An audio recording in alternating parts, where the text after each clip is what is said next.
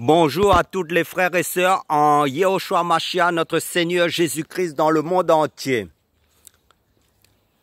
Je me présente le frère Serge de l'île de la Réunion pour les nouvelles personnes qui se connecteront à la chaîne. Bienvenue à toutes les personnes nouvelles qui sont les bienvenues sur la chaîne. Notre message du jour sera en fait tous les 15 août de chaque année, on fête l'Assomption. Ça veut dire la montée, qu'on commémore la montée de Marie, c'est-à-dire de son âme et de son corps par les catholiques au ciel. Alors que la parole de Dieu dans la Bible nous fait mention d'aucun passage de l'Assomption, de la commémoration de Marie. Parce que comme vous le savez tous, la Bible est christocentrique. Tout est centré sur Jésus-Christ. Seulement Jésus-Christ doit être adoré, pas autre chose. Car le message central de la Bible, comme je l'ai dit, est christocentrique. Jésus est mort pour nos péchés, il a été enseveli et il est ressuscité le 3e jour. Ça, c'est le fondement de la vie chrétienne pour le salut de notre âme à tous ceux qui croient. Mais Marie est une créature du Seigneur. Elle a eu une grâce pour porter, ça veut dire Jésus dans son corps. C'était une enveloppe pour la venue de Jésus en tant que chair sur cette terre. Et pour notre information, Marie n'est plus vierge parce que dans l'évangile de Marc, chapitre 6, verset 3, il nous est dit que Marie, après la naissance de Jésus, a eu d'autres enfants.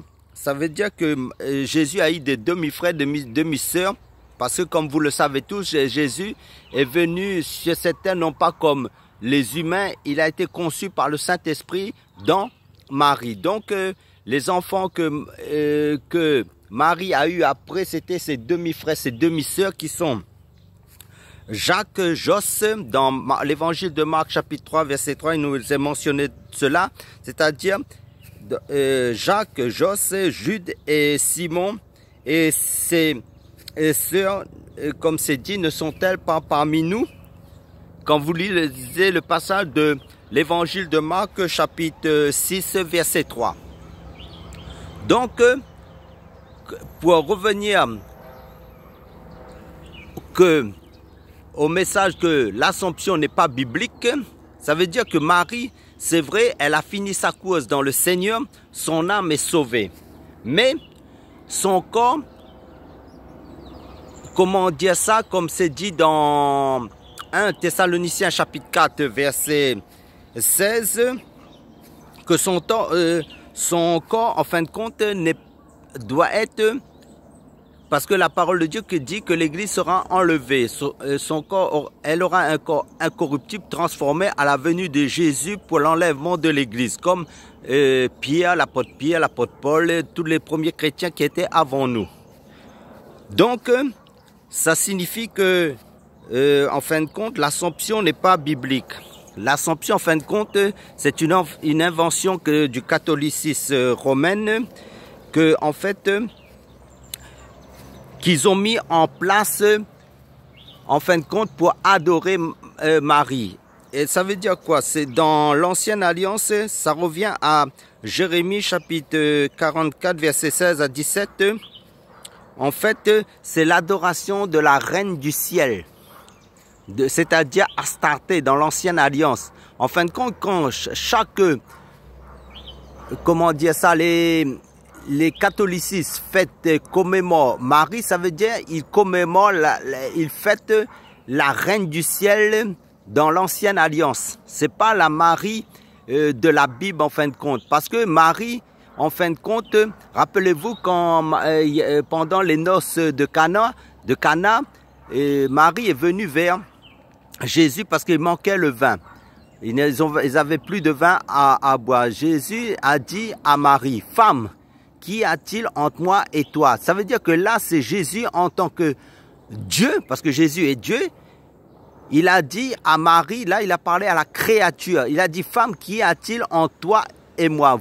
Vous voyez la divinité de Jésus. Là, Jésus s'adresse à la créature parce que Marie, c'est une créature. Tandis que Jésus, c'est le Dieu tout-puissant. Parce que dans Ésaïe chapitre 9, verset 5, il nous est dit qu'un enfant nous est né, un fils nous est donné. On l'appellera admirable, conseiller, Dieu puissant, Père éternel, prince de la paix. Amen. Alléluia. Donc, la parole de Dieu aussi nous dit de ne pas aller au-delà des Écritures. En fin de compte, ceux qui fêtent, qui commémorent Marie, en fin de compte, ils n'adorent pas la vraie Marie parce que Marie n'a jamais demandé l'adoration. Et si, en fin de compte, la créature ne doit pas être adorée, c'est le Créateur, ça veut dire Jésus. Parce que, en fin de compte, l'Assomption, c'est, en fin de compte, les personnes adorent un démon. Ça veut dire ils n'adorent pas.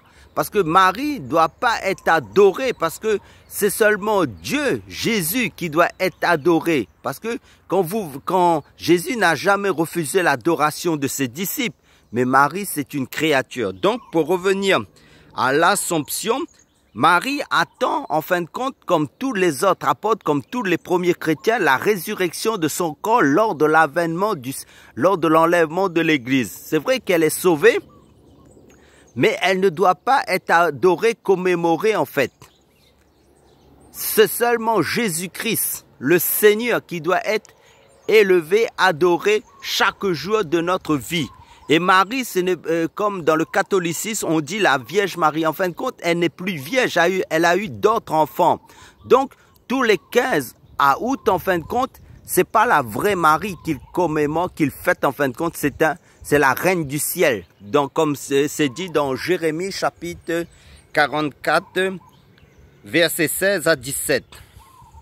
À travers ces quelques paroles d'exhortation, que le Seigneur vous fortifie, vous éclaire davantage pour rester centré, adorer que le Seigneur Jésus-Christ, notre Créateur, notre berger des bergers, notre roi des rois, notre Seigneur des seigneurs chaque jour.